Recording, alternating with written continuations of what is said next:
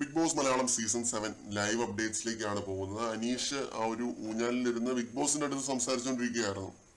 ഒറ്റയ്ക്കിരുന്ന് സംസാരിക്കുകയായിരുന്നു എന്ന് വേണമെങ്കിലും പറയാം. അപ്പൊ ഈ സമയത്ത് അക്ബർ ആ ഒരു ഊഞ്ഞാലിന്റെ ഏരിയയിലേക്ക് വരുന്നുണ്ട്. ഇത് എന്താണ് സംഭവം എന്ന് നോക്കാനായിട്ട് വരുന്നതാണെന്ന് തോന്നുന്നു. അനീഷ് അവിടെ ഒറ്റയ്ക്കിരിക്കുന്നത് കണ്ടിട്ട് വരികയാണെന്ന് തോന്നുന്നു. ആ സമയത്ത് അനീഷ് പറഞ്ഞ ഒന്ന് രണ്ട് കാര്യങ്ങൾ അക്ബർ കേൾക്കുന്നുണ്ട്.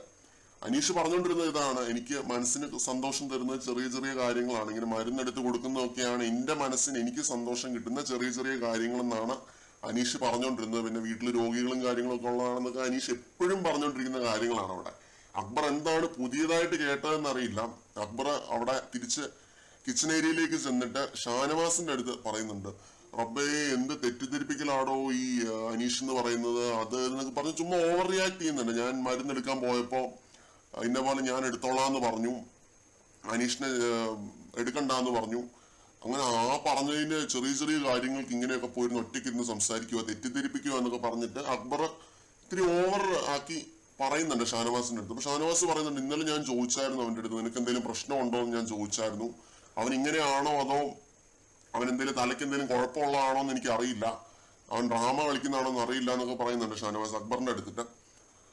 എനിക്കിതിനകത്ത് തോന്നുന്നത് എന്താണെന്ന് വെച്ചാൽ, മരുന്നെടുക്കുന്ന കാര്യമൊക്കെ ഗെയിം ആക്കിയത് അനീഷ് അല്ല, അക്ബറാണ് ഇത് ഗെയിം ആക്കിയത്.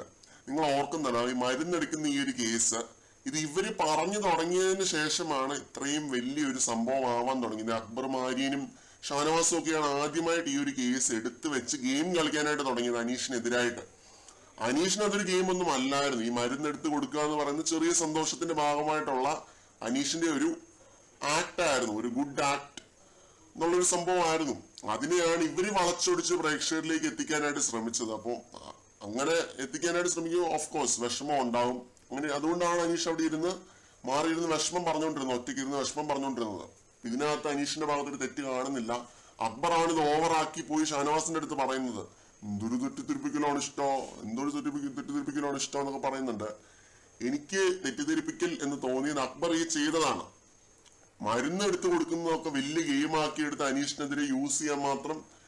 അതിനകത്ത് ഗെയിമിനുള്ള ഒരു മരുന്ന് പോലും ഇല്ല, മരുന്നിനുള്ള മരുന്ന് പോലും ഇല്ല എന്നുള്ളതാണ് സത്യം.